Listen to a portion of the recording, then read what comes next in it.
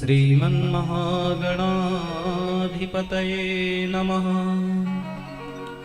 ॐ श्री सरस्वत्यै नमः। ॐ श्री गुरुचरणकमलेभ्यो नमः। ॐ श्री राधा कृष्णाभ्यां नमः। आदिपूज्यं गणाध्यक्षं उमापुत्रं विनायकं मंगलं च परमं रूपं श्रीगणेशं नमाम्यहम्। ध्येयं सदा परिभवग्नमभीष्टदोहम् तीर्थास्पदं शिवविरिञ्चिनुतं शरण्यं भृत्यार्तिहं प्रणतपालभवाब्धिपोतम् वन्दे महापुरुषते चरणारविन्दम्। बंसी विभूषितकरानवनीरदाभा पीताम्बरादरुणबिम्बफलाधरोष्ठा पूर्णेन्दुसुन्दरमुखादरविन्दनेत्रा कृष्णात् परं किमपि तत्त्वमहं न जाने। नारायणं नमस्कृत्य नरं चैव नरोत्तमं देवीं सरस्वतीं व्यासं ततो जयमुदीरये। ॐ अखण्डानन्दबोधाय शिष्यसन्तापहारिणे सच्चिदा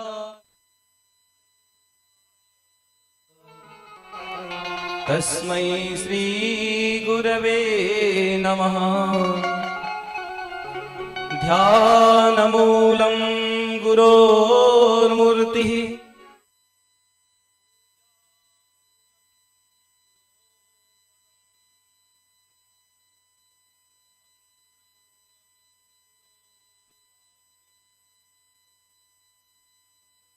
मूलं गुरो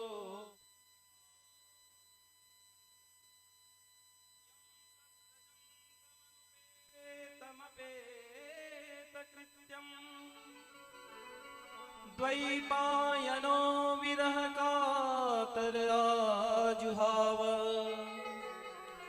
पुत्रेति तन्मयतया तरवोऽभिनेदो तं सर्वभूतहृदयं मुनिमानतोऽस्मि।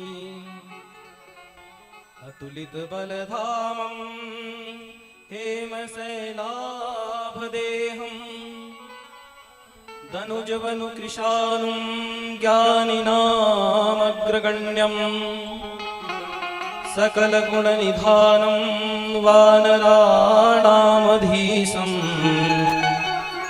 रघु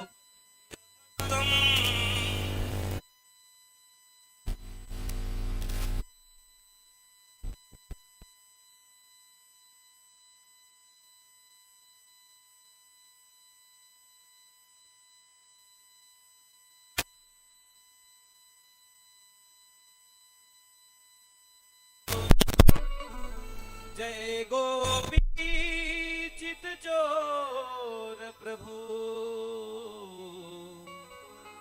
जय जय माखन चोर जय जय माखन जो।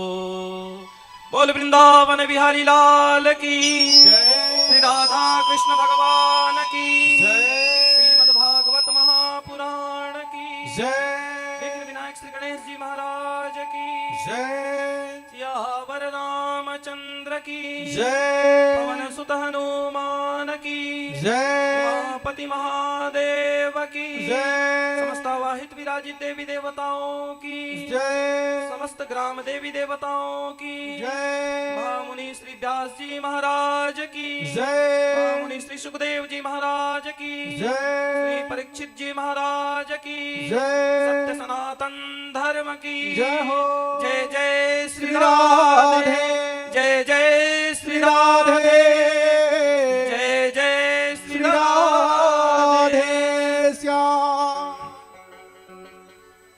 परम मंगलमय परात्पर पर ब्रह्म परमेश्वर अकारण करुणा वरुणालय भक्त वांछा कल्पतरु श्रीमद् महापुराण की इस पावन ग्रंथ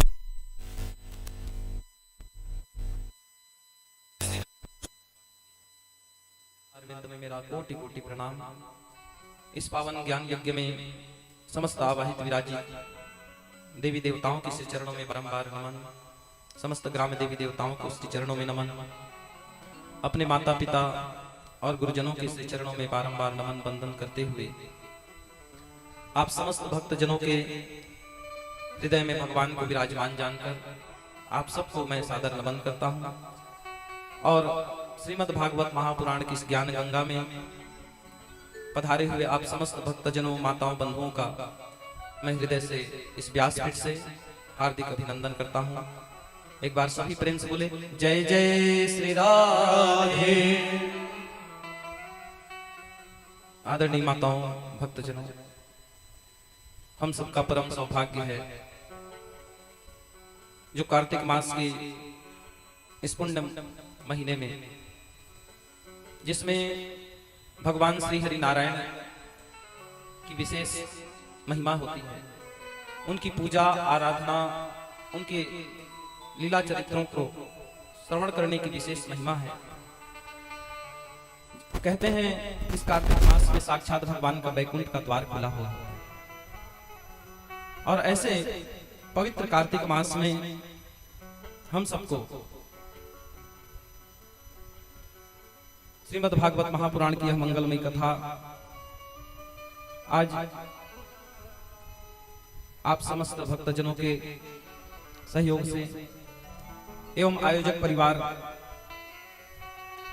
संपूर्ण पटेल परिवार जिसमें विशेषकर स्वर्गीय श्री राम भरोस पटेल जी एवं स्वर्गीय श्रीमती रथ कुंवर पटेल, स्वर्गीय दीपक पटेल, इनकी पुण्य स्मृति में साथ ही साथ इस परिवार के अन्य और जो पितृजन हैं उनका नाम अभी मुझे ज्ञात नहीं है, तो उन समस्त पितृजनों के मोक्ष की कामना को लेकर के, उनके सद्गति की कामना को लेकर के और साथ में पुण्य की कामना को लेकर के इस मंगलमयी कथा का आयोजन किया गया है।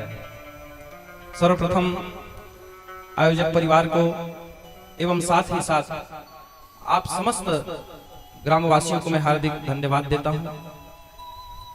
विशेषकर इस आयोजन में श्री सुंदरलाल पटेल जी भैया, श्रीमती देव कुमारी पटेल, श्री अमर सिंह पटेल, श्रीमती सुभद्रा पटेल एवं उनके संपूर्ण परिवार और जितने भी यजमान के रूप में यहाँ पर इस परिवार के और सदस्य बैठे हुए हैं।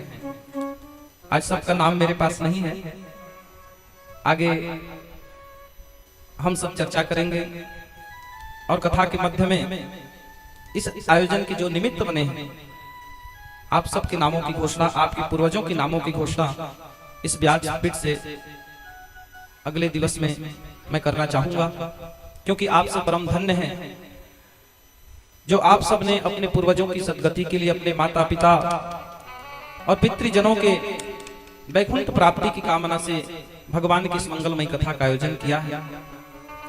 साथ ही साथ जितने भी भगवान की इस कथा के स्थल में पधारे हुए भक्तजन हैं, माताएं हैं, बहनें हैं, आप सब भी परम धन्य हैं जो आप सबके हृदय में भगवान की भक्ति विराजमान है, और इसी भक्ति के परिणाम स्वरूप आप सब भगवान की इस कथा का रसपान करने के लिए यहाँ पधारे हैं। माताओं बंधुओं, कथा में प्रवेश करने के पूर्व मैं आप सबको बतलाना चाहूंगा कि भगवान की ये जो कथा है, ये केवल पितृजनों के मोक्ष ही प्रदान नहीं करती। यद्यपि भगवान की कथा को कल्प वृक्ष कहा गया है, और कल्प वृक्ष की ये महिमा होती है कि उसके नीचे आकर के जो भक्त जो कुछ भी कामना करता है, वह कल्प वृक्ष भक्त की उस समस्त मनोकामना को पूर्ण कर देता है। ऐसे ही श्रीमद् भागवत महापुराण एक ऐसा कल्प वृक्ष है जिसके सामने आकर के जो श्रद्धा भक्ति पूर्वक भगवान से जो भी कामना करता है, भगवान यथा योग्य उसकी कामना को अवश्य पूर्ण करते हैं। और इसलिए केवल मोक्ष की कामना को पूर्ण करने वाली नहीं, यद्यपि सकल मनोरथ को पूर्ण करने वाली यह भगवान की मंगलमयी कथा है। मुझे पूर्ण विश्वास है कि जो श्रद्धा भक्ति भाव से भगवान के श्री चरणों में आकर के, भगवान के श्री चरणों में जो भी श्रद्धा भाव रखकर के इस कथा को श्रवण करेंगे, भगवान का नाम संकीर्तन का आश्रय लेंगे, आप सबके जीवन की जो कामना भगवान जो उचित समझेंगे उसके अनुसार भगवान अवश्य पूर्ण करेंगे। बोलिए श्रीमद् भागवत महापुराण की जय, राधा कृष्ण भगवान की जय। आइए हम सब आज की मंगलमयी कथा में प्रवेश करें। उससे पहले अपने मन, बुद्धि और वाणी को पवित्र करने के लिए भगवान के थोड़ा सा नाम संकीर्तन का आश्रय लेंगे, क्योंकि भगवान की कथा स्थल में जब हम आते हैं माताओं बंधुओं, और विशेषकर आज तो प्रथम दिवस है, संसार में रहते हुए संसार का प्राणी संसार के केवल माया मोह के बंधनों में हमेशा फंसा रहता है। इसलिए भगवान की भक्ति में मन लगाने में थोड़ा समय लगता है, और इसलिए कथा में हम सब प्रवेश करें उससे पूर्व पहले अपने मन, बुद्धि, अपने वाणी को पवित्र करना आवश्यक है। इसलिए भगवान का सुंदर स्वरूप छाया चित्र के रूप में आप सबके समक्ष है। भगवान के सुंदर स्वरूप का मन में ध्यान करें और नाम संकीर्तन का आश्रय लेते हुए आइए हम सब आज की मंगलमयी कथा में प्रवेश करेंगे। बोली वृंदावन बिहारी लाल की जय, श्री राधा कृष्ण भगवान की जय, श्रीमद् भागवत महापुराण की जय।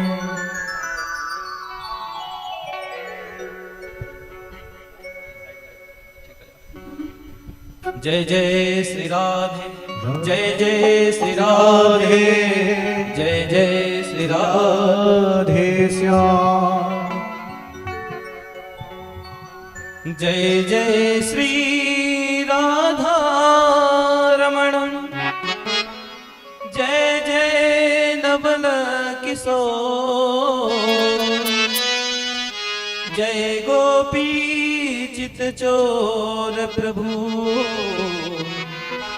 जय जय माखन चोर।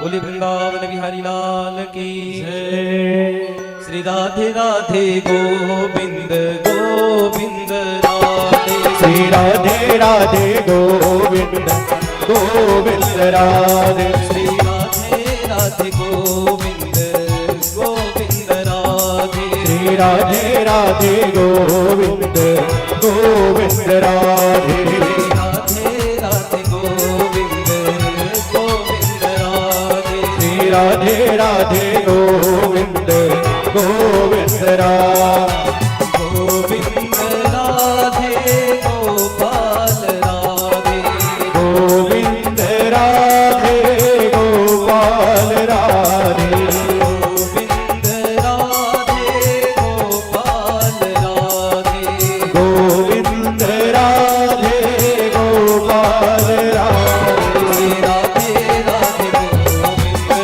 गोविंद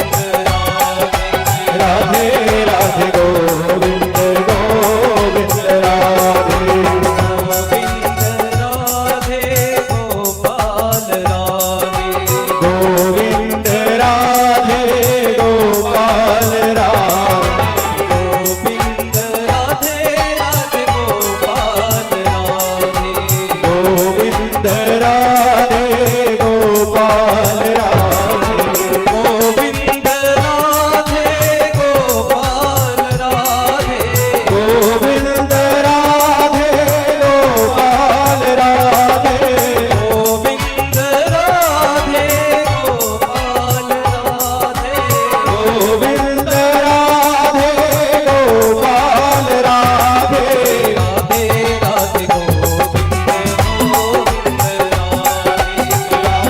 राधे गोविंद गोविंद राधे दोनों हाथों से तालियों की सेवा करते हुए बड़े भाव से भगवान के नाम का आश्रय लीजिए। बोल वृंदावन बिहारी लाल की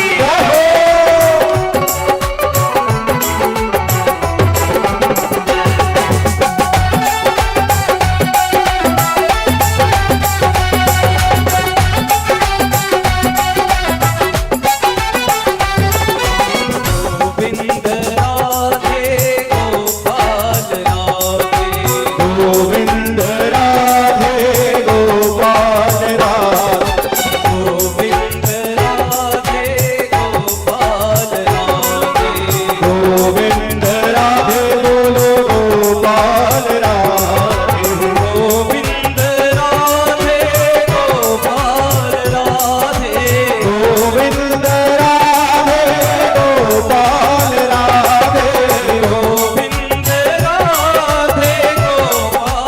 राधे गोविंद राधे गोपाल राधे गोविंद राधे गोपाल राधे राधे राधे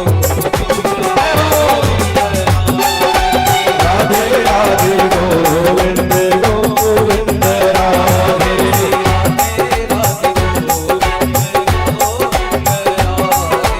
राधे राधे गोविंद गोविंद राधे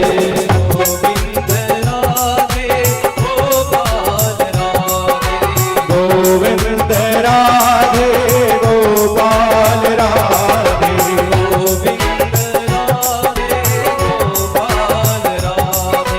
गोविंद राधे गोपाल राधे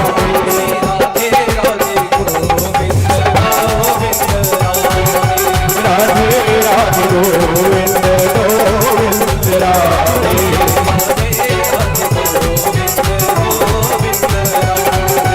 राधे राधे गोविंद गोविंद राधे गोविंद गोविंद राधे राधे राधे गोविंद गोविंद राधे राधे राधे गोविंद गोविंद राधे राधे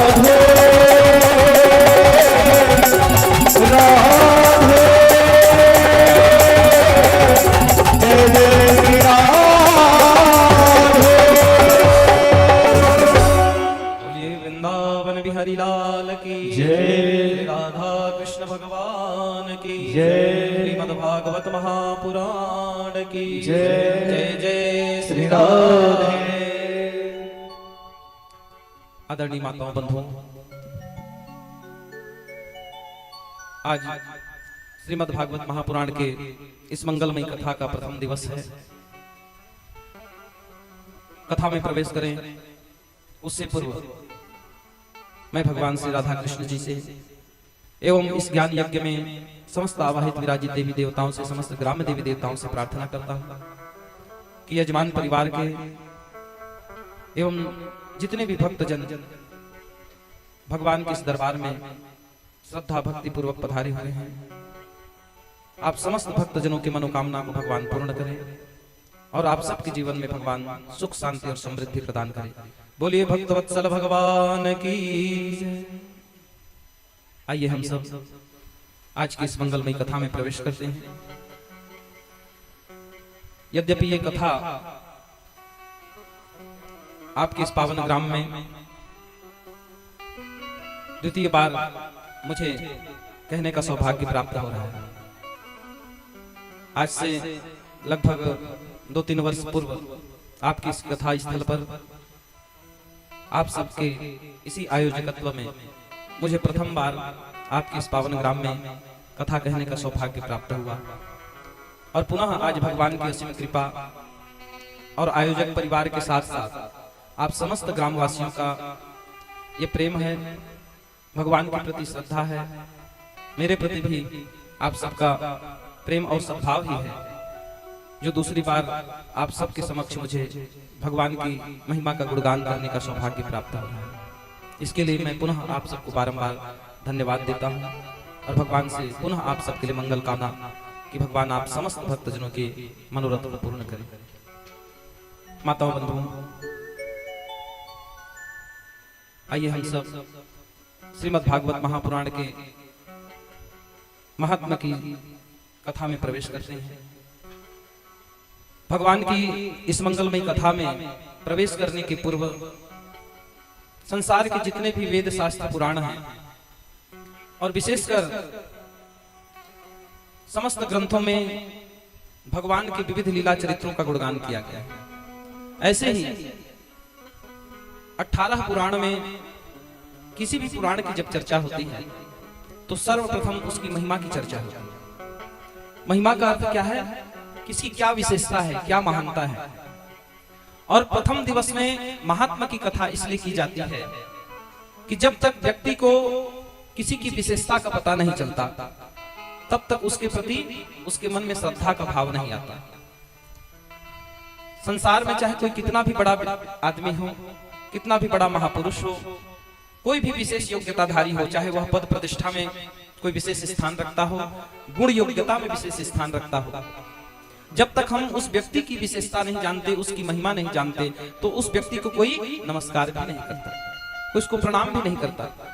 लेकिन जैसे ही हम उस व्यक्ति की विशेषता को जानते हैं तो अपने आप, अगर उसमें कोई विशेष योग्यता होती है, विशेष गुण होता है, तो उसके प्रति हमारे मन में अपने आप सम्मान का, आदर का भाव आ जाता है। ऐसे ही जब तक हम इस पुराण की महिमा को नहीं जानेंगे, नहीं समझेंगे, इसकी क्या महिमा है, इसके सुनने से क्या होता है, क्या मिलता है, तब तक इस कथा के प्रति हमारे मन में श्रद्धा का भाव कहां से आएगा। इसलिए इसकी महिमा और विशेषता का प्रथम दिवस में वर्णन किया जाए। सभी से आग्रह है, आप सभी सीधे बैठ जाएं एक क्षण के लिए और हम सब श्रीमद् भागवत महापुराण के प्रथम श्लोक का उच्चारण करने जा रहे हैं। मैं प्रथम श्लोक और अंतिम श्लोक को हमेशा प्रयास करता हूं कि आप सबके मुख से भी प्रथम और अंतिम श्लोक का उच्चारण हो। प्रथम दिवस में प्रथम श्लोक का और सप्तम दिवस में, विश्राम दिवस में जो इसका अंतिम श्लोक है उसका भी उच्चारण कराने का प्रयास होता है, क्योंकि माताओं बंधुओं, श्रीमद् भागवत महापुराण की ये महिमा है कि इसके एक श्लोक या आधे श्लोक का भी कोई पाठ कर लेता हो, उच्चारण कर लेता है, तो संपूर्ण भागवत का भी उसे फल प्राप्त हो सकता है। भगवान की ऐसी महिमा है, ऐसी विशेषता है कि उसी से उद्धार और मुक्ति भी संभव है। तो इसलिए जो समर्थ हो वो लोग उच्चारण करने का प्रयत्न करें, और जिनके मुख में उच्चारण न हो पाए तो लोग श्रद्धा से केवल श्रवण करें, क्योंकि श्रद्धा से श्रवण करने का फल भी पढ़ने जैसा ही होता है। तो आइए हम सब प्रयास करें। ओम सच्चिदानंद रूपाय, ओम सच्चिदानंद रूपाय, विश्वोत्पत्त्यादि हेतवे, विश्वोत्पत्त्यादि हेतवे, तापत्रय विनाशाय, तापत्रय विनाशाय, श्रीकृष्णाय वयं नुमः, श्रीकृष्णाय वयं नमः, श्रीकृष्णाय वयं नुमः, श्रीकृष्णाय वयं नुमः। बोले श्री राधा कृष्ण भगवान की जय, श्रीमद् भागवत महापुराण की जय।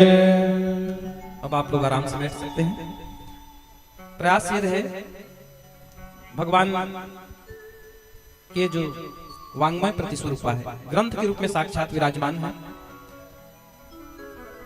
प्रयास तो ये होना चाहिए कि भगवान के ये जो स्वरूप है, साक्षात भगवान शब्दमयी ब्रह्म के रूप में इस ग्रंथ में विराजमान है।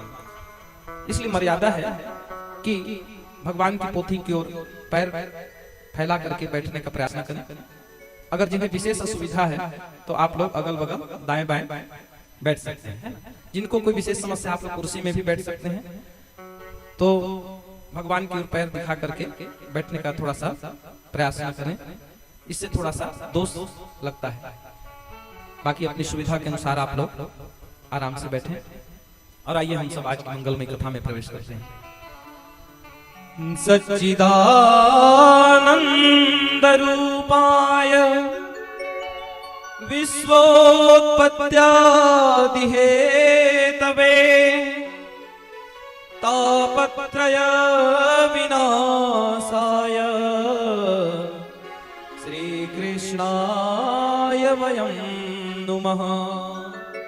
श्री कृष्णाय वयं नुमः। जो भगवान सच्चित और आनंद स्वरूप हैं,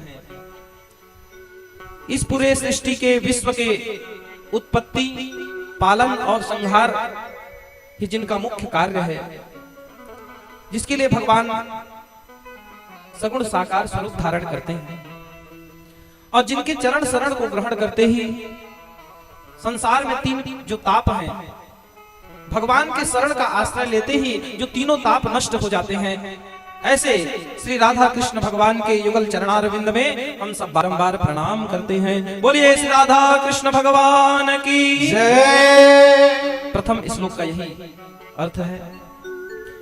माताओं बंधुओं, आप सब जानते हैं कि भगवान का स्वरूप कैसा है, और जो नहीं जानते तो देखिए प्रथम श्लोक में ही भगवान के स्वरूप का वर्णन है।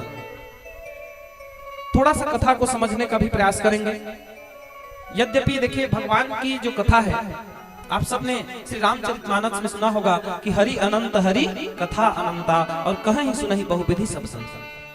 भगवान की कथा इतनी अनंत है माताओं बंधुओं कि अगर हम अपने पूरी जीवन पर्यंत सब कुछ त्याग करके भी भगवान का गुणगान करते रहे ना, तो भी भगवान की जो लीला चरित्र है वो कभी समाप्त होने वाली नहीं है।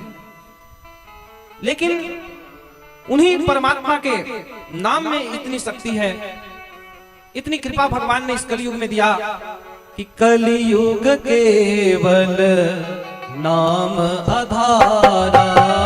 कलयुग केवल नाम आधारा। कलयुग केवल नाम आधारा। कलयुग केवल नाम आधारा।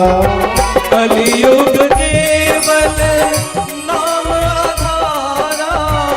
कलयुग केवल नाम आधारा। सुमेरी सुमेरी नर उतरहि पारा। सुमरि सुमरि नर उतरहि पारा। कलयुग केवल नाम आधारा और सुमरि सुमरि नर उतरहि पारा। तो इस कलयुग में माताओं बंधुओं भगवान की नाम की सबसे भारी महिमा है। देखिए हर युग की अपनी अपनी एक विशेषता है, अपनी महिमा है। सतयुग में तपस्या भगवान को प्राप्त करने का श्रेष्ठ साधन माना जाता है। त्रेता युग में भगवान का बड़ा बड़ा यज्ञ अनुष्ठान भगवान को प्राप्त करने का श्रेष्ठ साधन। द्वापर युग में व्रतों की महिमा थी, लेकिन इस कलयुग में एकमात्र भगवान का नाम संकीर्तन। भगवान जानते थे कि कलयुग का जो प्राणी होगा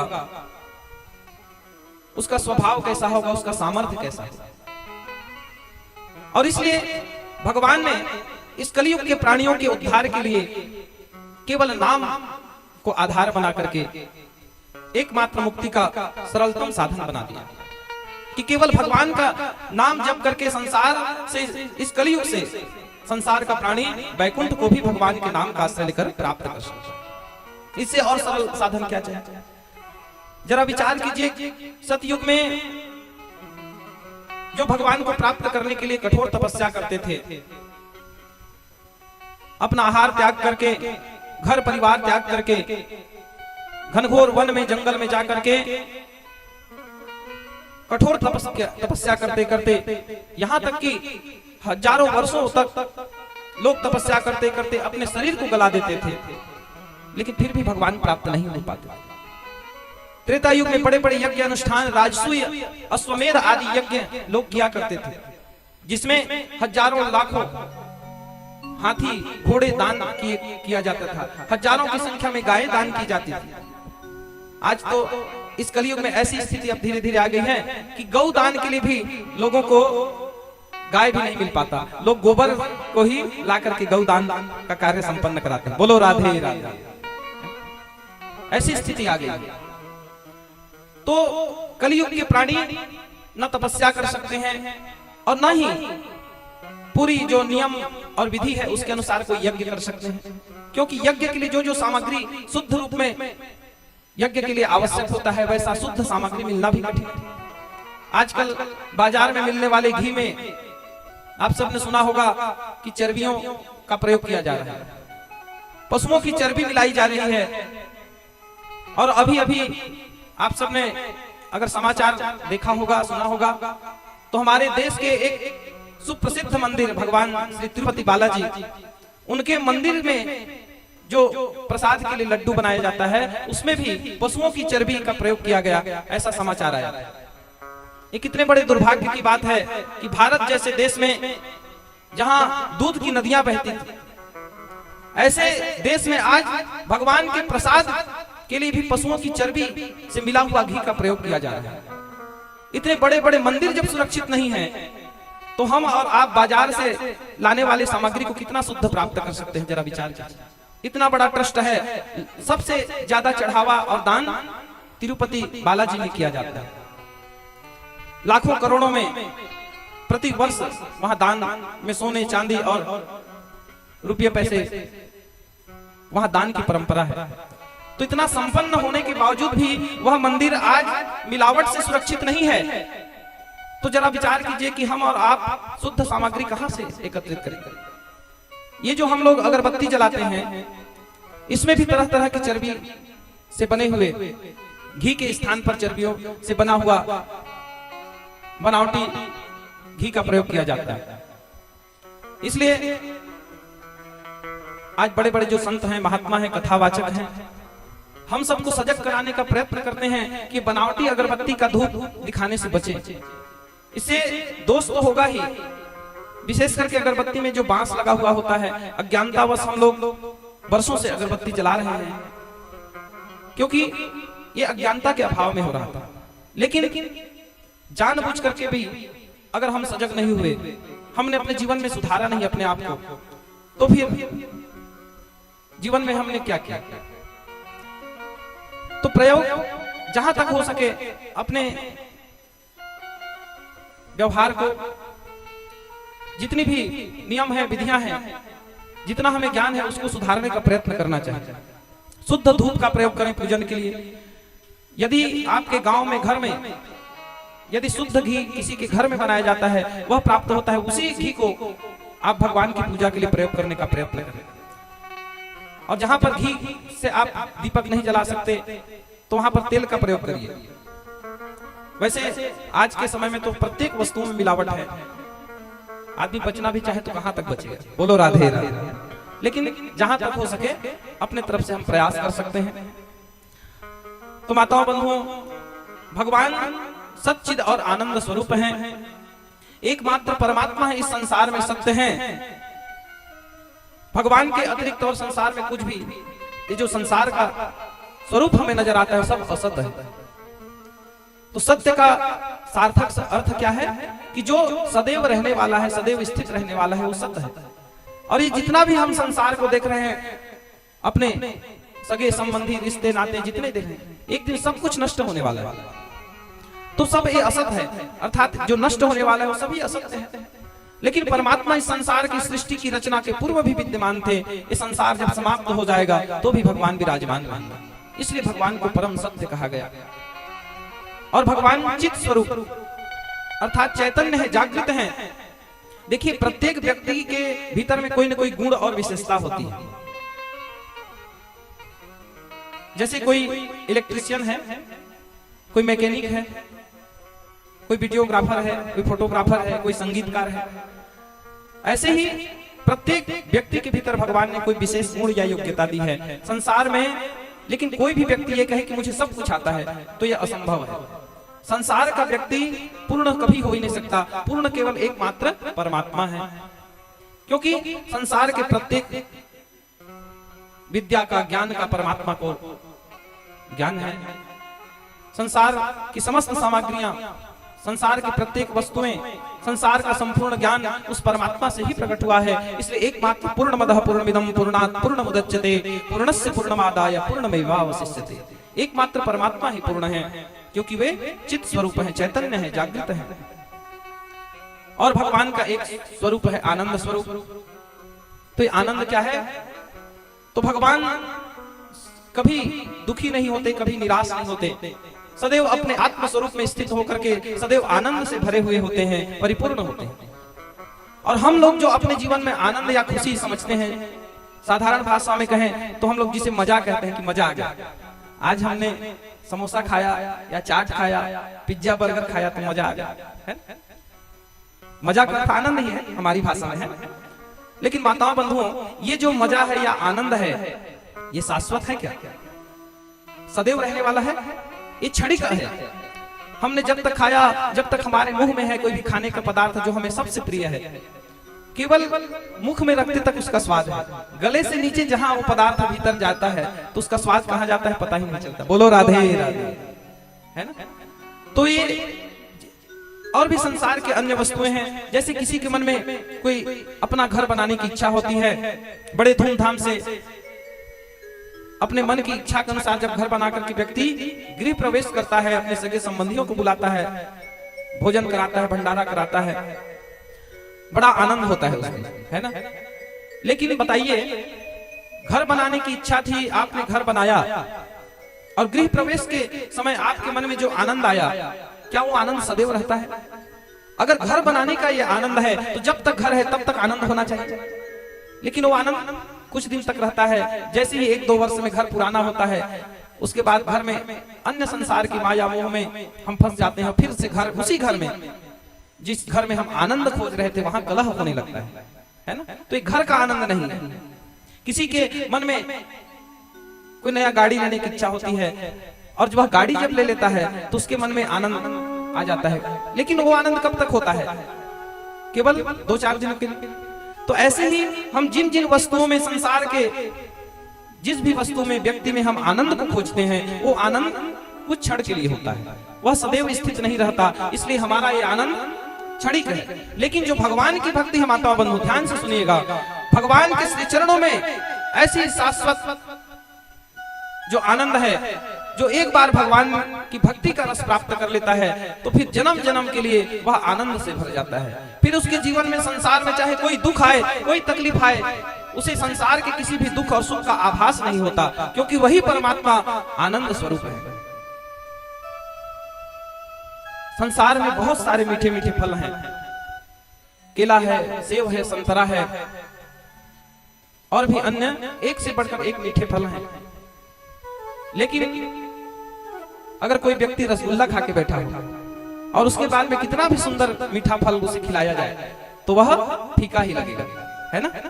तो बोलो राधे राधे। रसगुल्ला खा करके बैठे हुए व्यक्ति को आप फल खिलाइए, बाद में उसे फीका लगेगा। क्यों लगेगा? क्योंकि रसगुल्ला से मीठा कोई भी फल नहीं हो सकता। ऐसे ही माताओं बंधुओं, भगवान की जो भक्ति है वह रसगुल्ले के समान मीठा है, और संसार में जो हम आनंद और सुख खोजते हैं ये फल के समान मीठा है। तो जो रसगुल्ला के मिठास को जान जाता है तो उसके सामने सारा फल फीका होता है। ऐसे ही भगवान की भक्ति की मिठास जिस भक्त के हृदय में एक बार आ जाती है तो संसार में फिर वह सुख और आनंद खोजने का प्रयत्न नहीं कर सकता, क्योंकि परमात्मा ही पूर्ण आनंद स्वरूप है। तो ऐसे भगवान जो सच्चित और आनंद स्वरूप हैं, और भगवान इस सृष्टि की उत्पत्ति, पालन और संहार के कारण एकमात्र कारण है। अपनी इच्छा से संसार की रचना करते हैं। जब तक उनकी इच्छा होती है सृष्टि की प्रक्रिया चलती रहती है। जिस दिन भगवान को लगता है कि अब इस लीला को समाप्त करना चाहिए तो एक क्षण में ही प्रलय का आश्रय लेकर भगवान इस संसार को अपने भीतर ही समाहित कर लेते हैं। जैसे भगवान के हाथों में इस सृष्टि की उत्पत्ति, पालन और संहार है। लेकिन जो भी भक्त उन्हीं परम ब्रह्म परमात्मा की चरण शरण का आश्रय लेते हैं तो संसार के तीनों ताप, ये तीन ताप कौन कौन से हैं? तो दैहिक, दैविक और भौतिक, तीन प्रकार के ताप हैं। ताप का मतलब क्या है? ये जिसको हम दुख और कष्ट कहते हैं ना, इसी को ताप कहा गया। तो दैहिक, दैविक, भौतिक तापा राम राज काहू नहीं व्यापा। भगवान श्री रामचंद्र जी के राज्य में किसी भी प्रकार का कोई ताप नहीं था, कोई दुख नहीं था, कोई कष्ट नहीं था। ऐसे ही माताओं बंधुओं, जो परमात्मा के श्री चरणों का आश्रय लेता है उसके जीवन से सारा दुख और कष्ट समाप्त हो जाता है। ऐसे भगवान के स्वरूप का वर्णन प्रथम श्लोक में महामुनि श्री व्यास जी महाराज ने किया। और माताओं बंधुओं, श्रीमद् भागवत महापुराण की जो महिमा है ना, ये हमारे इस भारतवर्ष में ही इस कथा की उत्पत्ति हुई, प्राकट्य हुआ, संवर्धन हुआ। यद्यपि आज इस आधुनिक युग में अब हमारी ये कथा विदेशों में भी ज्ञान की गंगा इस कथा के माध्यम से प्रवाहित हो रही है, लेकिन वास्तव में हमारे भारत का आभूषण है। इसलिए कहा गया कि भारते भूषणं भूत गतिर्यस्य दुरत्यया वरिष्ठं सर्वशास्त्रेषु तरणी भववारिधे। यह भारत का भूषण तिलक है। और माताओं बंधुओं, श्रीमद् भागवत महापुराण समस्त पुराणों में वरिष्ठ कहा गया है, श्रेष्ठ कहा गया है। वरिष्ठम सर्वशास्त्रेषु तरणी भववारिधे, इस संसार रूपी भवसागर से पार करने का एक सबसे सरल और सुलभ साधन है। तो ऐसे श्रीमद् भागवत महापुराण, जिसमें भगवान श्री राधा कृष्ण जी साक्षात विराजमान हैं, आज हम सब इनके आश्रम में बैठे हुए हैं और भगवान की मंगलमय कथा नैमिषारण्य की पावन धरा से आरंभ होती है। जितने भी पुराण की कथाएं हैं प्रायः नैमिषारण्य की धरा से ही प्रवाहित हुई। हम श्री सत्यनारायण भगवान की कथा श्रवण करते हैं, उसमें भी आप सबने सुना होगा कि एकदा नैमिषारण्य, अर्थात एक बार नैमिषारण्य नाम के तीर्थ में सौनकादि 88,000 ऋषिगण एकत्रित हुए। क्यों हुए? माताओं बंधुओं, जब ऋषि मुनियों ने देखा कि अब घोर कलिकाल आ गया है और संसार का जो मनुष्य है वह इस कलियुग के अधीन होगा, क्योंकि प्रत्येक युग की कोई प्रधानता होती है और कलियुग में सर्वत्र जब पाप का आचरण होगा, संसार का प्रत्येक प्राणी जब काम, क्रोध, लोभ, मोह से ग्रस्त होगा और अपने इन्हीं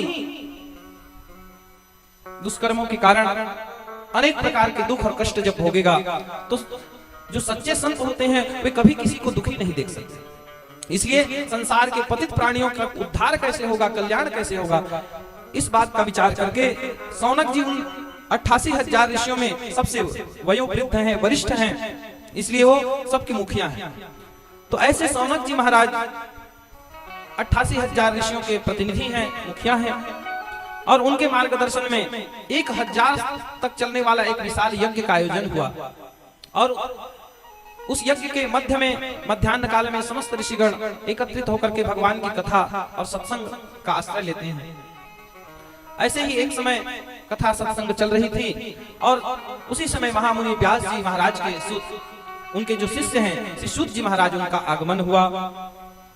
और सूत जी महाराज जैसे ही उस स्थान में पधारे, सभी उनकी महिमा को जानते थे। सभी ऋषिगण उठ करके खड़े हो गए और सबने हाथ जोड़ करके उनका स्वागत किया, उन्हें सुंदर आसन में बिठाया, उनका स्वागत किया। और समस्त ऋषियों की ओर से श्री सूत जी महाराज आज श्री सौनक जी महाराज श्री सूत जी से प्रार्थना करते हैं कि अज्ञान ध्वांत विध्वंस कोटि सूर्य समप्रभा सूताख्या ही कथा सारम मम कर्ण रसायनम। हे सूत जी महाराज, हम सबका जो हृदय है घोर अज्ञानता के अंधकार से भरा हुआ है और आपके भीतर में करोड़ों सूर्य के समान ज्ञान का प्रकाश भरा हुआ है। इसलिए हे महाराज, अपने ज्ञान रूपी कुछ प्रकाश की किरणें हमें भी प्रदान कीजिए, जिससे हमारे भीतर में जो अज्ञानता भरा है वह दूर हो जाए। और इस तरह से जब उन्होंने प्रार्थना किया और कहा कि भक्ति ज्ञान विराग आप तो विवेको वर्धते महा, भक्ति ज्ञान और वैराग्य को प्राप्त करने के लिए, विवेक को प्राप्त करने के लिए भगवान के जो परम भक्त हैं, वैष्णव हैं, वे क्या करते हैं, किसका आश्रय लेते हैं? कृपा करके ऐसा कोई सरल से सरल साधन बतलाइए, ऐसी कोई कथा सुनाइए भगवान की कि थोड़े से परिश्रम से ही भगवान की कृपा प्राप्त हो जाए, इस संसार में सारे सुखों को प्राप्त करके अंत में भगवान के वैकुंठ धाम को प्राप्त हो जाए। ऐसा कोई सरल साधन बतलाइए महाराज। और इस तरह से जब श्री शौनक जी महाराज ने प्रार्थना किया, तब यहाँ से श्री सूत जी महाराज नैमिषारण्य की इस पावन धरा में शौनकादि 88,000 ऋषियों के माध्यम से भगवान की मंगलमय कथा सुनाना आरंभ करते हैं। बोलिए श्रीमद् भागवत महापुराण की जय, राधा कृष्ण भगवान की जय। सूत जी महाराज कहते हैं कि हे ऋषियों, सारे संसार के प्राणियों के कल्याण के लिए आपने बड़ा ही सुंदर प्रश्न किया है। अब ध्यान पूर्वक सुनिए, क्योंकि जब तक माताओं बंधुओं भगवान की कथा में हमारा मन और ध्यान जब तक एकाग्र नहीं होगा, तब तक उस कथा का कोई लाभ नहीं प्राप्त होता। क्योंकि भगवान ये बुद्धि की वस्तु नहीं है, ध्यान रखिएगा। भगवान की भक्ति में कभी भी बुद्धि लगाना नहीं चाहिए। भगवान की कथा सुन करके कभी कभी हमारे मन में बहुत सारे प्रश्न आ जाते हैं, संदेह भी आ जाता है कि भगवान ने ऐसी ऐसी विचित्र लीलाएं की है, तो भगवान ने ऐसा क्यों किया, भगवान को ऐसा नहीं करना चाहिए। तो भगवान क्या करते हैं क्या नहीं करते हैं, ये केवल भगवान ही जान सकते हैं। हम सब छोटी बुद्धि वाले मनुष्य भगवान की महिमा को कैसे समझ सकते हैं? इसलिए माताओं बंधुओं, भगवान ये बुद्धि के विषय नहीं है। बुद्धि से, ज्ञान से अगर हम भगवान को प्राप्त करना चाहें तो ये संभव नहीं है। भगवान को केवल प्रेम से, भगवान को केवल भाव से ही प्राप्त किया जा सकता है। इसलिए भगवान में केवल हम अपना दिल लगाएं, अपना मन लगाएं, अपना ध्यान लगाएं, तभी भगवान की महिमा को हम जान सकते हैं, समझ सकते हैं। और तभी हम भगवान को, प्रेम का बंधन ऐसा होता है माताओं बंधुओं कि प्रेम के बंधन में भगवान अपने आप बंद करके खींचे चले आते हैं। आगे हम सब इसी कथा में श्रवण करेंगे कि गोपियां जो अनपढ़ थी, उन्होंने कभी विद्यालय में जाकर के कोई शिक्षा प्राप्त नहीं की थी, लेकिन भगवान जो सारे संसार के रचयिता हैं, सारे संसार को अपने इशारों पर जो परमात्मा नचाते हैं, उन्हीं गोपियों के सामने उनके प्रेम के वशीभूत होकर के भगवान थोड़े से छाछ, थोड़े से माखन के लालच में भगवान उनके सामने ताता थैया करके नाच दिखाते हैं। बोलो राधे राधे। तो ऐसे भगवान की जो लीला है बड़ी विचित्र है।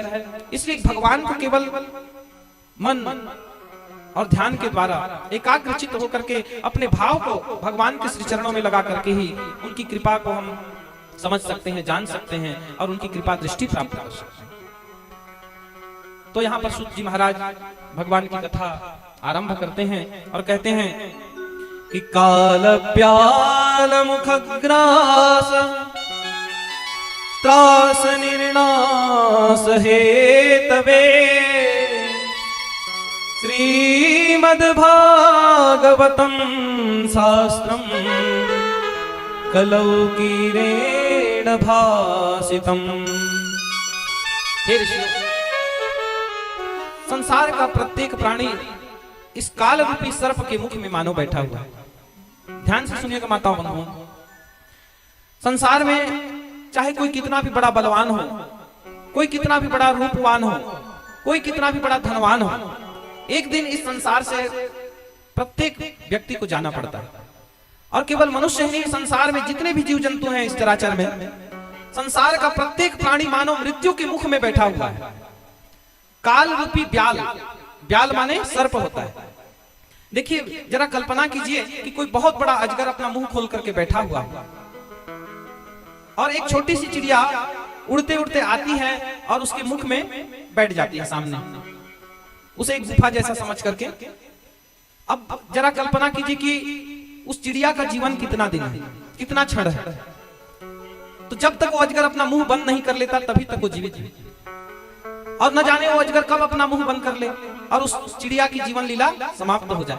ऐसे ही माताओं बंधुओं, एक काल रूपी सर्प के मुख में उस चिड़िया की भांति हमारी भी जीवात्मा बैठी हुई है, और वो काल कब अपने पंजे में हमें अपने मुख में जकड़ ले, कब हमें निगल जाए, इसका एक क्षण का भी किसी के जीवन का कोई भरोसा नहीं।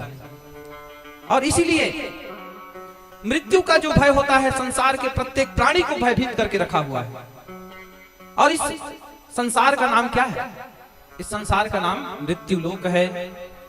और इस संसार में आया है सो जाएगा, राजा रंक फकीर, कोई सिंहासन चढ़ चले और कोई बंधे जंजीर। इस संसार में जन्म लेने वाला प्रत्येक प्राणी एक दिन मृत्यु को प्राप्त होगा, क्योंकि यह मृत्यु लोक है। लेकिन कोई सिंहासन चढ़ चले, कोई बंधा जंजीर, इसका अर्थ क्या है?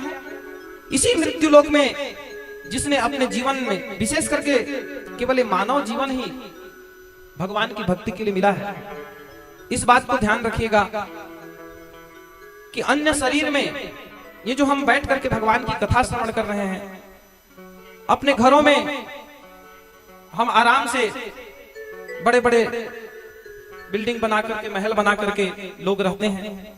सर्दी गर्मी जाड़ा बरसात के लिए अपने अनुकूल कूलर, पंखा होता है, हीटर होता है ठंडे के दिनों में। ये तरह तरह के जो अनेक प्रकार के खाने पीने की वस्तुएं हम सब खा पी करके आनंद करते हैं।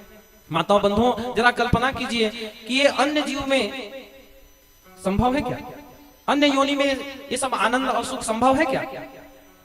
जिसके मन में ये विचार आता है कि भगवान ने मुझे क्या दिया, तो पहले ये विचार कीजिए कि इस मनुष्य के शरीर के रूप में भगवान ने पहला वरदान तो हमको मानव का तन दिया।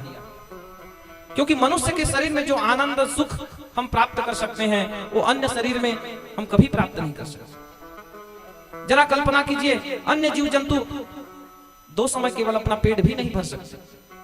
कोई कुत्ता आपके द्वार में आता है तो लोग डंडा मार करके भगा देते हैं, ढेला मार करके भगा देते हैं।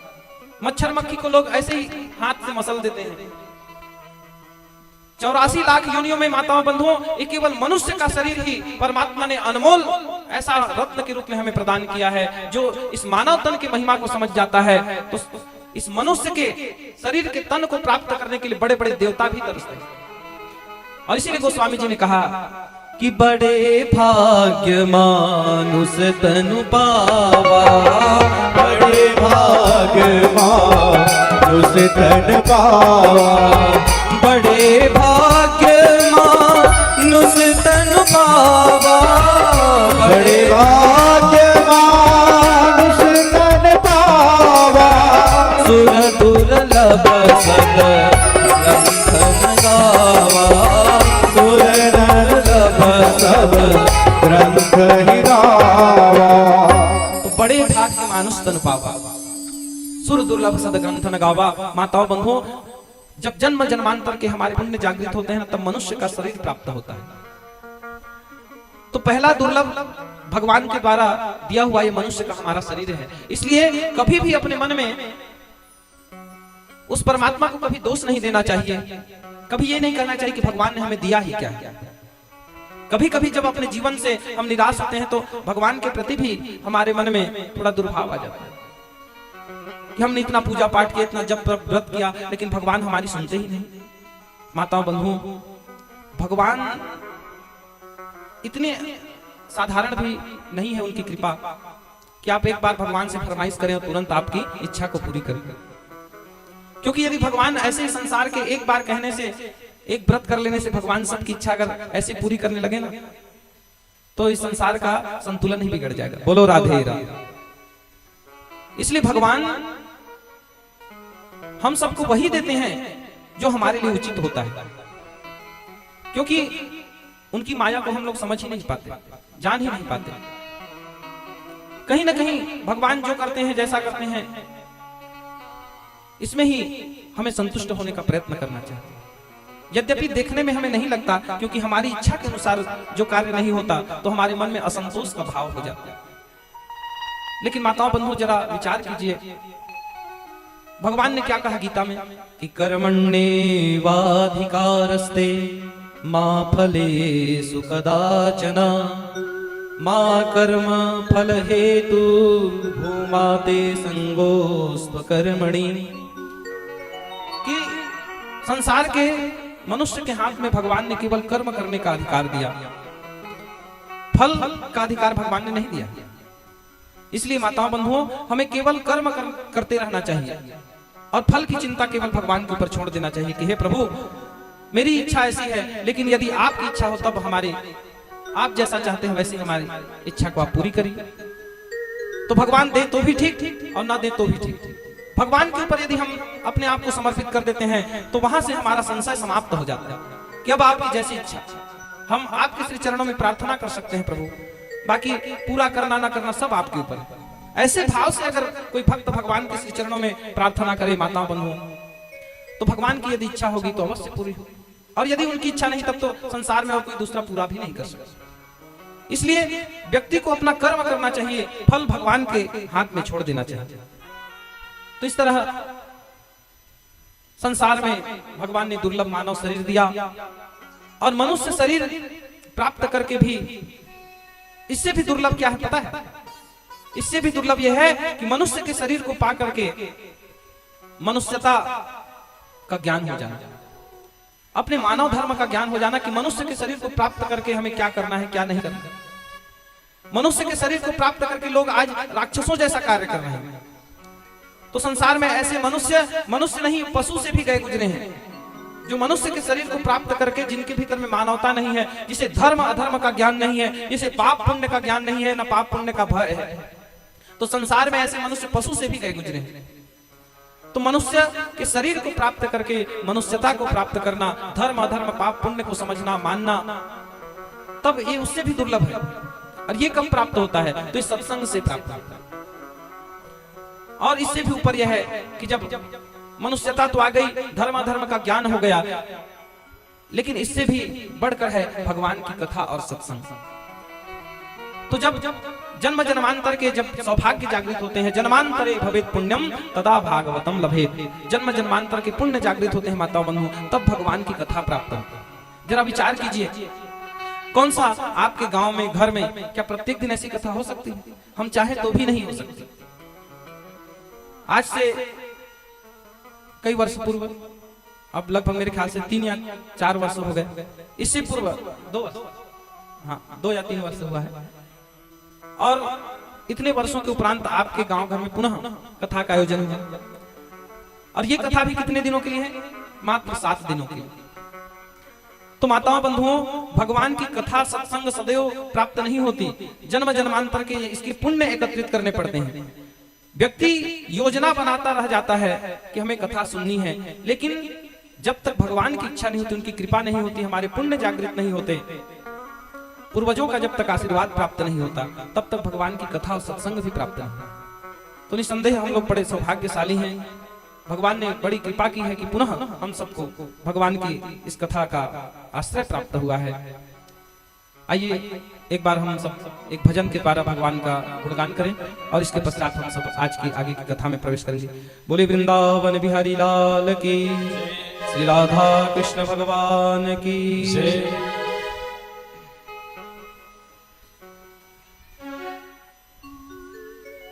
उस बांसुरी वाले की भजनों में खो जाए, उस बांसुरी वाले की भजनों में खो जाऊं। मेरा दिल करता है शाम तेरे भजनों में खो जाऊं, मेरा दिल करता है शाम तेरे भजनों में खो जाऊं, मेरा दिल करता है शाम तेरे भजनों में खो जाऊं, मेरा दिल करता है शाम तेरे भजनों में खो जाऊं। उस बांसुरी वाले की, उस बांसुरी वाले की भजनों में खो जाऊं, मेरा दिल करता है शाम तेरे भजनों में खो जाऊं, मेरा दिल करता है शाम तेरे भजनों में खो जाऊं। तालियों की सेवा करते हुए बड़े भाव से गाएंगे।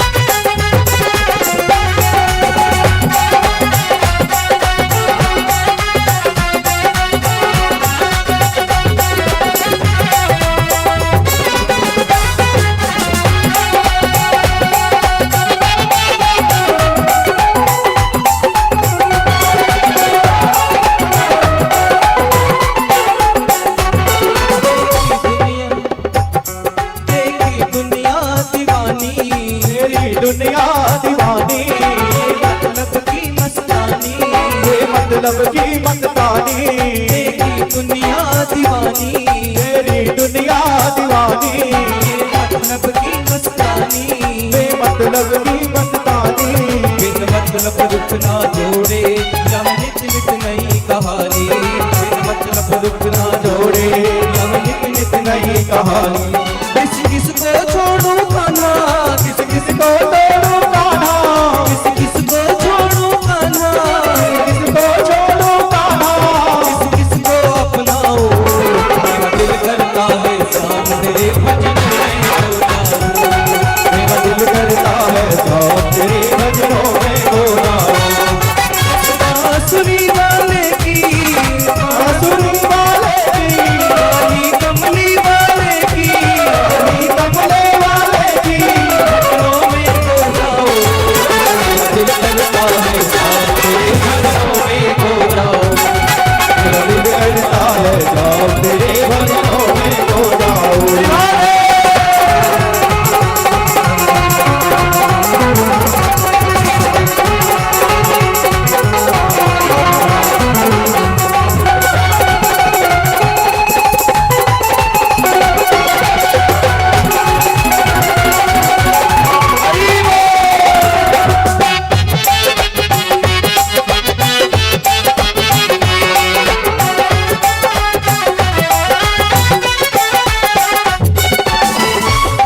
सुख दुख पहलू जीवन के, सुख दुख पल्लू जीवन के, सुख दुख पहलू जीवन के, सुख दुख पहलू जीवन के, बस वह ही है ये मन के, रस रहा है ये बल के, बस वह ही है ये मन के, रस रहा है वे पल के, कोई हंस हंस के सहता, कोई सहता तन तन के, कोई हंस हंस के सहता, कोई सहता तन तन के। जीवन की पहेली उलझी, जीवन की पहेली उलझी, जीवन की पहेली उलझी, जीवन की पहेली उलझी, मैं कैसे सुलझाऊं, दिल करता है शाम तेरे भजनों में खो जाऊं, दिल करता है शाम तेरे भजनों में खो जाऊं। बांसुरी वाले की, उस बांसुरी वाले की, बांसुरी वाले की, उस बांसुरी वाले की, भजनों में खो जाऊं, मेरा दिल करता है शाम तेरे भजनों में खो जाऊं, मेरा दिल करता है शाम तेरे भजनों में खो जाऊं, मेरा दिल करता है शाम तेरे भजनों में खो जाऊं, मेरा दिल करता है शाम तेरे भजनों में खो जाऊं, मेरा दिल करता है शाम तेरे भजनों में खो जाऊं, मेरा दिल करता है शाम तेरे भजनों में खो जाऊं, मेरा दिल करता है शाम तेरे भजनों में खो जाऊं। बोल बाके बिहारी लाल की जय हो। श्री राधा कृष्ण भगवान की जय। श्रीमद् भागवत महापुराण की जय। जय जय श्री राधे, जय जय श्री राधे, जय जय श्री राधे श्याम। आप सभी पुनः अपने अपने स्थान में बैठे हैं। माताओं बंधुओं, तो सूत जी महाराज नैमिषारण्य की पावन धरा में सौनकादि 88,000 ऋषियों की मंगलमय कथा सुना रहे हैं और कहते हैं कि हे ऋषियों, अनित्यानि शरीराणि विभवो नैव शाश्वतः नित्यं सन्निहितो मृत्युः कर्तव्यो धर्म संचयः। जैसे कि हमारे नीति शास्त्र में लिखा है कि मनुष्य का ये जो शरीर है अनित्य है, नाशवान है, क्षणिक है। अनित्यानि शरीराणि विभवो नैव शाश्वतः।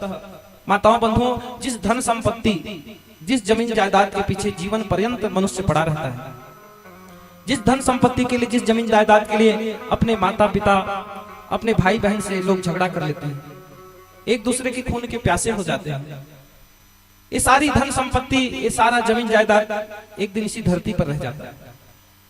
ये बात और अलग है कि कुछ क्षणिक जीवन में केवल भोग विलास प्राप्त करने के लिए कुछ दिनों का आनंद प्राप्त करने के लिए व्यक्ति अपने जन्म से जो खून का रिश्ता बना हुआ है, भगवान ने जो रिश्ता बनाया है, हम भगवान के बनाए हुए इस रिश्ते को भी तोड़ देते हैं। ये कितनी दुर्भाग्य की बात है।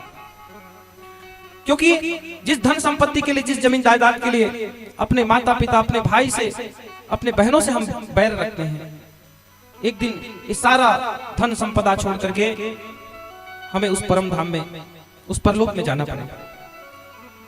और संसार के इस माया मोह के वशीभूत होकर के व्यक्ति इस बात को भूल जाता है कि नित्यम सन्निहितो मृत्यु, मृत्यु मानो हमारे सिर पर मंडरा रहा है, कब हमें अपना ग्रास बना ले इसका हमें पता ही नहीं। तो सदैव मृत्यु के मुख में हम सब बैठे हुए हैं, फिर भी अपने आप को हम अमर समझते हैं। बोलो राधे राधे। संसार का ऐसा कोई व्यक्ति होगा जो ये सोचता है कि न जाने मैं कब मर जाऊं? जब तक हम जीवित रहते हैं तब तक कभी ऐसा नहीं सोचते माता। अपने सगे संबंधियों को जब इस स्मशान घाट में हम उनकी चिता जला करके आते हैं, लोग अंतिम संस्कार करके आते हैं ना, तो उसके बारे में चर्चा करते हैं कि जैसा भी हो, अगर अच्छा व्यक्ति होता है तो उसके सद्गुणों की चर्चा होती है, कोई बुरा व्यक्ति होता है तो उसके दुर्गुणों की चर्चा होती है। लेकिन चर्चा करने वाला व्यक्ति ये भूल जाता है कि एक दिन मेरी भी यही गति होगी। यही संसार की सबसे बड़ी माया है भगवान। बोलो राधे राधे। तो नित्यम सन्निहितो मृत्यु कर्तव्यो धर्म संचयः, इसलिए संसार में वही प्राणी सबसे बुद्धिमान है माता बंधुओं, जो अपने मृत्यु को हमेशा याद रख करके धर्म का संचय करता है, धर्म का आचरण करता है। क्योंकि उस परलोक के मार्ग में माताओं बंधुओं ये धर्म ही हमारे साथ में जाता है। आपके द्वारा किया हुआ धर्म और अधर्म ही आपके पाप और पुण्य के रूप में उस परम धाम में आपका साथ देंगे। इसलिए जब तक जीवन है तब तक संसार के धन संपत्ति आप जोड़े या न जोड़े, लेकिन धर्म रूपी धन का संचय हम सबको अवश्य करना चाहिए। और इसलिए सूत जी महाराज आज सौनकादि ऋषियों से कहते हैं कि हे ऋषियों, आज आप सबको मैं भगवान की उस मंगलमय कथा का रसपान कराता हूं, जिसे श्री सुखदेव जी महाराज ने महाराज परीक्षित को सुनाया था। जब महाराज परीक्षित को 7 दिनों का समय मिला, उन्हें श्राप लगा कि आज से ठीक 7वें दिन तक्षक नाग के डसने से तुम्हारी मृत्यु होगी। तो जब परीक्षित जी को यह ज्ञात हुआ कि अब मेरे पास केवल 7 दिन का समय बचा हुआ है, तो इन 7 दिनों में मैं ऐसा क्या करूं कि मेरा जन्म जन्मांतर सुधर जाए, संवर जाए। तो महाराज परीक्षित ने ऋषियों का आदेश जान करके अपना राजपाट अपने पुत्र को सौंप करके संत महात्माओं और ऋषियों का सानिध्य प्राप्त करके अपने मुक्ति का मार्ग खोजने लगे। और तभी साक्षात भगवत स्वरूप श्री सुखदेव जी महाराज उनके समक्ष आ गए और ऐसे परीक्षित जी महाराज को श्री सुखदेव जी महाराज ने इस मृत्यु लोक में कथा सुनाई थी। वही श्रीमद् भागवत महापुराण की कथा आप सबको मैं सुनाता हूं।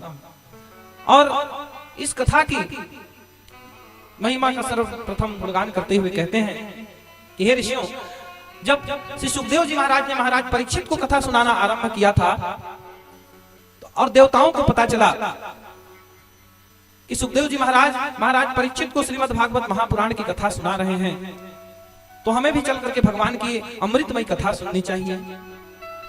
तो देवतागण आज अमृत का कलश लेकर के सुखदेव जी महाराज के और महाराज परीक्षित, उनके साथ में अन्य अनेक साधु संत महात्मा बैठे हुए हैं। और व्यास जी महाराज लिखते हैं कि सुधा कुंभम गृहीत्वैव देवास्तत्र समागमन प्रपास्यामो वयं सर्वे श्रीमद्भागवतामृतम्। समस्त देवतागण आज अमृत का कलश लेकर के श्री सुखदेव जी महाराज के सम्मुख रख देते हैं अमृत का कलश, और कहते हैं कि महाराज, हमने सुना है कि महाराज परीक्षित को आज से ठीक 7वें दिन तक्षक नाग के डसने से मृत्यु का श्राप मिला है। तो महाराज हम अमृत का कलश लेकर के आए हैं, और अमृत की विशेषता तो आप सब जानते हैं कि जो अमृत पी लेता है वो मरता नहीं। तो इसलिए महाराज परीक्षित को ये अमृत पिला दीजिए। सुखदेव जी महाराज विचार करने लगे कि अरे ये देवता लोग कब से इतने परमार्थी हो गए भाई। स्वकार्य कुशलाः सुराः, सुर माने देवता। ये देवता लोग बड़े चतुर होते हैं, चालाक होते हैं, अपना कार्य सफल करने में ये बड़े चतुर होते हैं, तो देवतागण बड़े स्वार्थी होते हैं। तो ये कब से परमार्थी हो गए जो आज अमृत का कलश लेकर के हमारे सम्मुख आ गए। उन्होंने कहा ठीक है भाई, अच्छा इसके बदले आप लोग क्या चाहते हैं? तो कहते हैं कि प्रपास्यामो वयम सर्वे श्रीमद् भागवतामृतम। महाराज ये हमारा जो स्वर्ग का अमृत है, जो समुद्र मंथन से हमें प्राप्त हुआ है, ये अमृत तो आप महाराज परीक्षित को पिला करके इनको अमर कर दीजिए। मृत्यु का जो डर है, भय है, ये समाप्त हो जाए। लेकिन इसके बदले ये जो आप भगवान की कथा रूपी अमृत आप महाराज परीक्षित को पिलाने वाले हैं, ये कथा रूपी अमृत हम देवताओं को आप दे दीजिए और चल करके हम समस्त देवताओं को ये कथा सुना दीजिए। तब सुखदेव जी महाराज मुस्कुरा करके कहते हैं कि हे देवताओं, आप लोग बड़े ठग हो। आप लोग केवल चतुर और चालाक नहीं, आप लोग ठग हो। क्यों ठग हो? क्योंकि ये जो आप अमृत लेकर के आए हैं, ये अमृत एक कांच के टुकड़े के समान है, और मैं ये जो भगवान की कथा रूपी अमृत महाराज परीक्षित को पिलाने जा रहा हूं, ये कथा रूपी अमृत करोड़ों रुपए के मूल्य के समान, एक मणि हीरे के समान है। और अगर कोई व्यक्ति आपको कांच का टुकड़ा दे और उसके बदले में आपके पास में कोई हीरा रखा हो, तो हीरा को मांगे, तो ऐसे व्यक्ति को आप क्या कहेंगे? ठग ही कहेंगे। कांच देकर के कोई आपसे मणि हीरा मांगने लगे, बोलो राधे राधे। तो इसलिए सुखदेव जी महाराज कहते कि हे देवताओं, तुम लोग बड़े ठग हो जो आज ये कांच के समान अमृत लेकर के आप मेरे कथा रूपी अमृत जो हीरे के समान, मणि के समान है, इसे आप प्राप्त करना चाहते हो। इसलिए इस तरह से तुम एक व्यापारी की भांति यहाँ आए हो और आज ये अदला बदली का जो काम व्यापारी के समान कर रहे हो, इसलिए तुम इस भागवत कथा के अधिकारी नहीं हो। इसलिए हे देवताओं, आप लोग यहाँ से चले जाइए, क्योंकि भगवान की कथा का अधिकारी वही होता है जिसके भीतर में स्वार्थ नहीं होता। माताओं बंधु ध्यान रखिएगा, जो व्यक्ति भगवान की कथा स्थल में अपने भीतर में संसार को लेकर के आता है, तो ऐसा व्यक्ति भगवान की कथा सुन करके भी वह पवित्र नहीं हो पाता।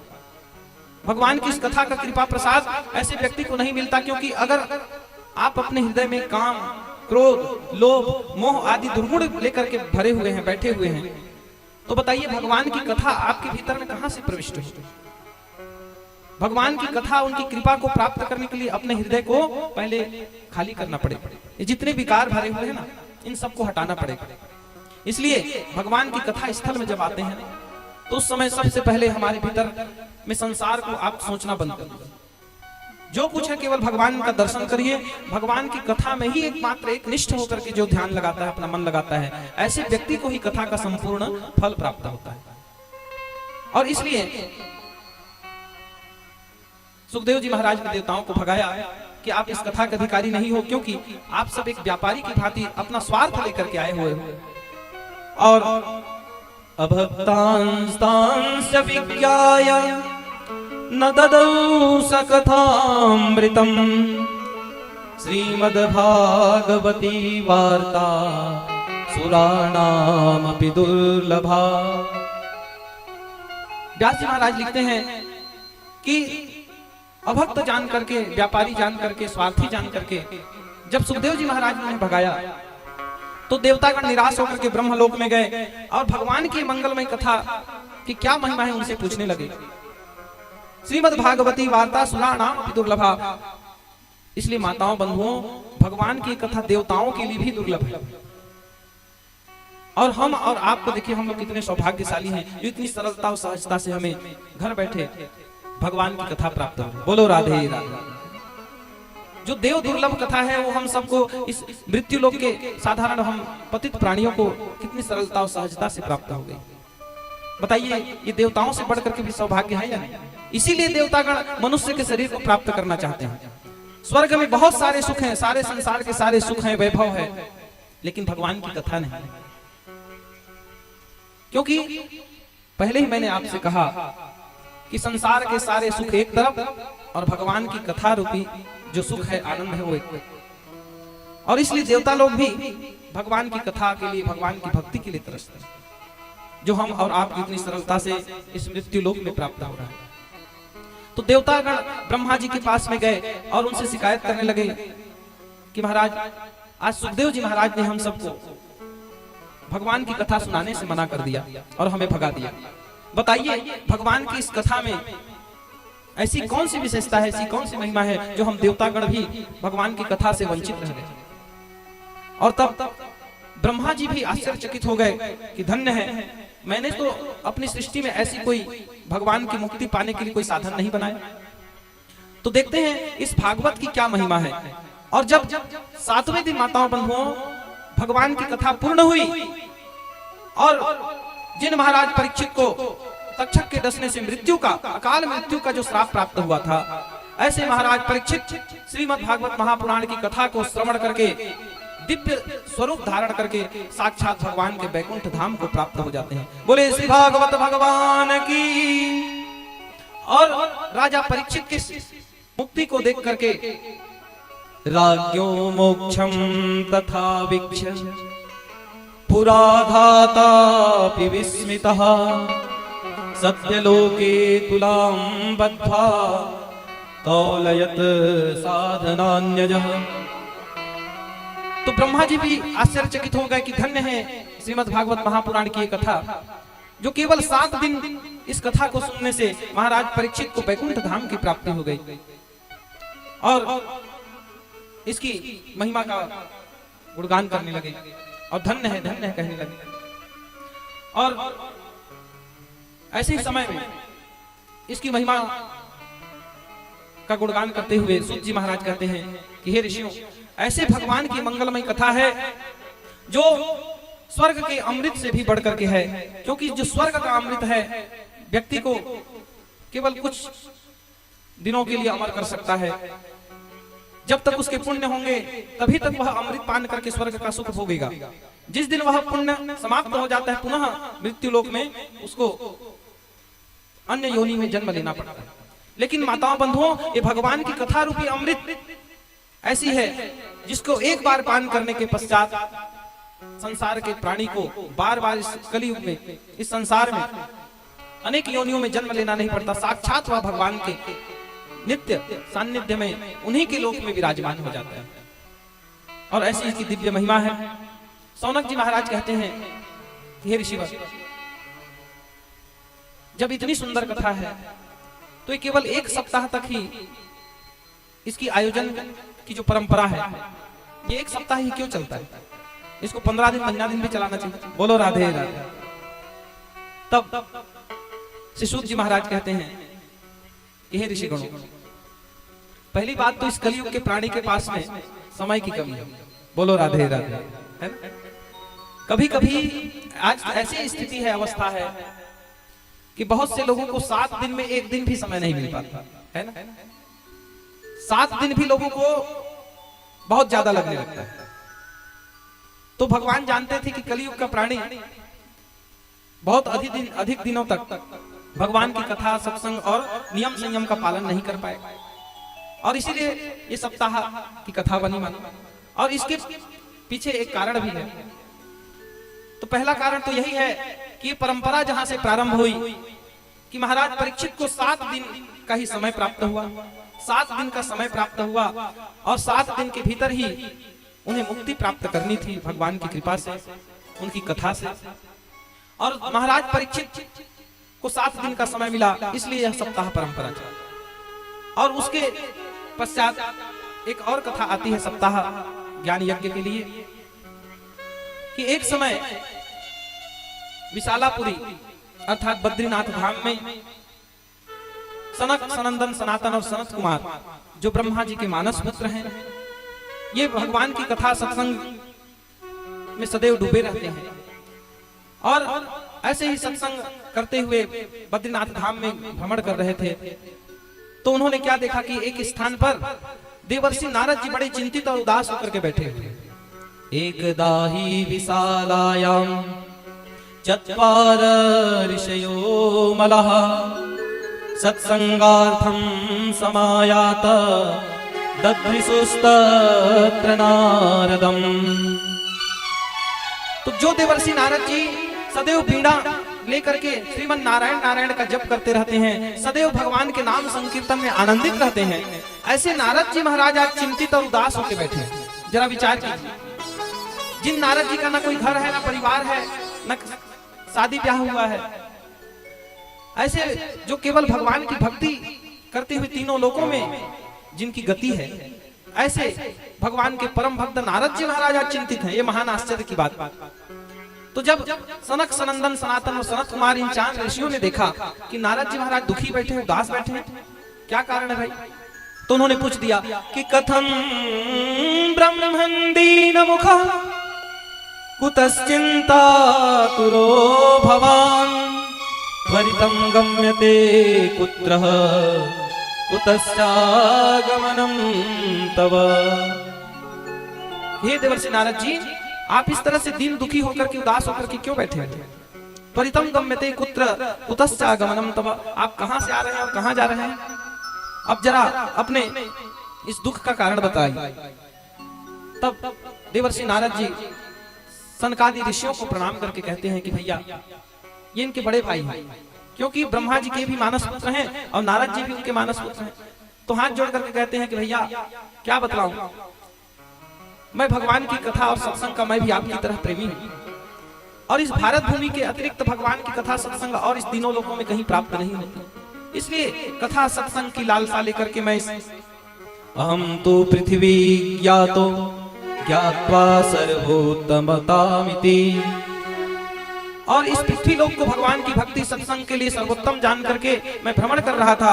कहां कहां भ्रमण किया? तो पुष्करम च प्रयागम च काशीम गोदावरीम तथा हरिक्षेत्रम कुरुक्षेत्रम श्रीरंगम सेतुबंधनम एवं आदिषु तीर्थेषु भ्रममाणा इतस्ततः। तो जितने भी तीर्थ हैं, हरिक्षेत्र, कुरुक्षेत्र, हरिद्वार, गंगा, गोदावरी, नर्मदा, प्रयाग आदि जितने भी हमारे इस भारत भूमि में तीर्थ स्थल हैं, समस्त तीर्थों में मैं भ्रमण कर रहा था। लेकिन जहां जहां मैंने तीर्थों में भगवान की कथा और सत्संग का आश्रय लेना चाहा, तो मुझे कहीं भी भगवान की भक्ति सत्संग दिखाई नहीं पड़ी। तो क्या दिखाई पड़ी? तो इस घोर कलयुग के प्रभाव से पाखंड निर्ताह संताह, मैंने क्या देखा कि जितने भी तीर्थ स्थल हैं वहां पर एक से बढ़कर एक पाखंडी साधु और संत भरे हुए हैं। बोलो राधे राधे। और पाखंड निर्ताह संताह, जब मैंने साधु संतों को पाखंड का अर्थ क्या है? कि जो केवल दिखावा करे, अपने आप को बड़ा भारी संत महात्मा दिखाने के लिए लोग गेरुआ वस्त्र पहन लेते हैं, श्वेत वस्त्र पहन लेते हैं, बड़ा बड़ा माला धारण कर लेंगे।